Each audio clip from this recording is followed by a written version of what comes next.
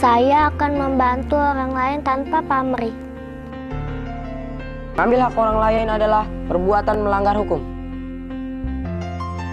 Ingin menang sendiri adalah salah satu perilaku yang menyimpang. Korupsi adalah perbuatan yang sangat dibenci oleh masyarakat, dan yang bisa melakukannya hanya orang-orang yang antisosial. Bismillahirrahmanirrahim. Assalamualaikum warahmatullahi wabarakatuh. Perkenalkan,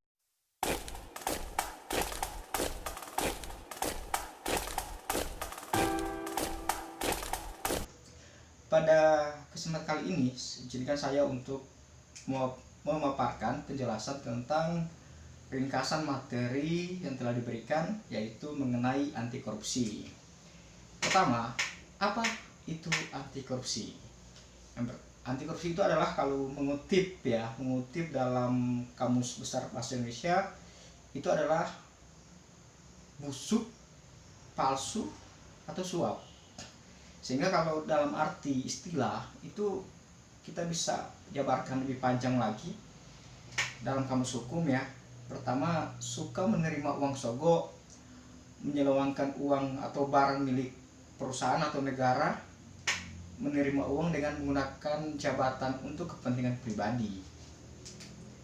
Sehingga kita tahu bahwa kerusakan yang terjadi di daratan dan di lautan ini akibat ulah tangan manusia.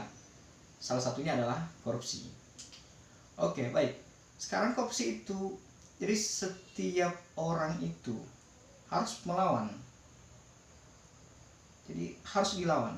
Sehingga korupsi kan adalah penyalahgunaan dari kekuatan jabatan pemerintahan untuk menguntungkan pribadi, sehingga harus kita lawan. Karena korupsi tidak hanya berdampak pada sesuatu aspek ya kehidupan saja, namun menimbulkan efek domino. Ini meluas ya, efeknya meluas. Ini eksistensi bangsa dan negara juga dipertaruhkan.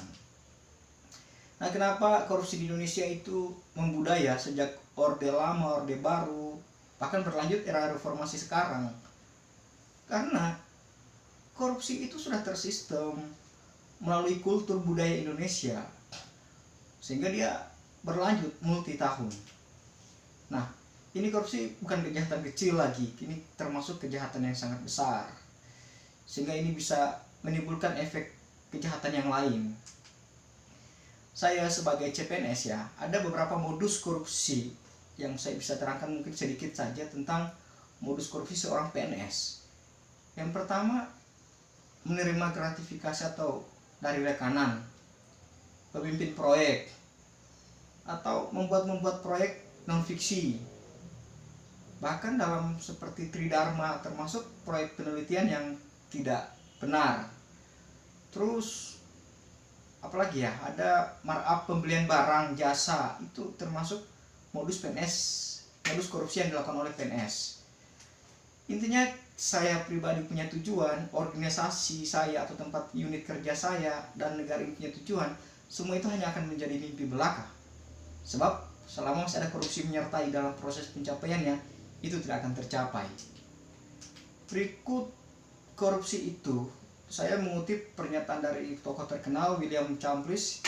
Dia menyatakan bahwa korupsi itu akibat kepentingan antara segelintir pengusaha, penegak hukum, birokrat, dan politisi. Jadi ini ada 4 komponen yang saling menguntungkan. Kemudian apa sih penyebab dari korupsi? Singkat saja, mungkin karena ada dari aspek ide pelaku atau individu, ada dari tempat kerja, atau bahkan karena undang-undang. Jadi ada 3 ya, basic 3, karena individu, karena organisasi, atau karena peraturan. Ini 3 hal yang penyebab korupsi. Paling individu contoh sifat tamak, organisasi contoh kurang adanya keteladanan dari pemimpin.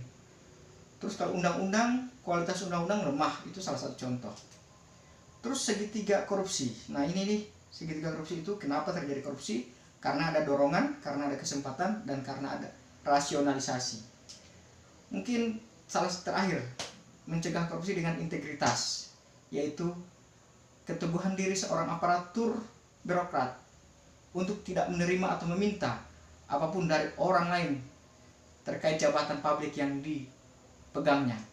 Jadi harus ada integritas. Kemudian terakhir, nilai-nilai dasar dari anti korupsi itu yang harus dimiliki oleh setiap manusia, terutama bagi saya pribadi sebagai PNS. Pertama, jujur, peduli, mandiri, disiplin, adil, berani, sederhana, kerja keras, serta tanggung jawab. Penutup, mau tidak mau, suka tidak suka, siap tidak siap, masa depan akan datang. Dan generasi muda akan menerima estafet kepemimpinan. Selamat berjuang generasi muda anti korupsi. Salam ASN unggul. Kami Indonesia.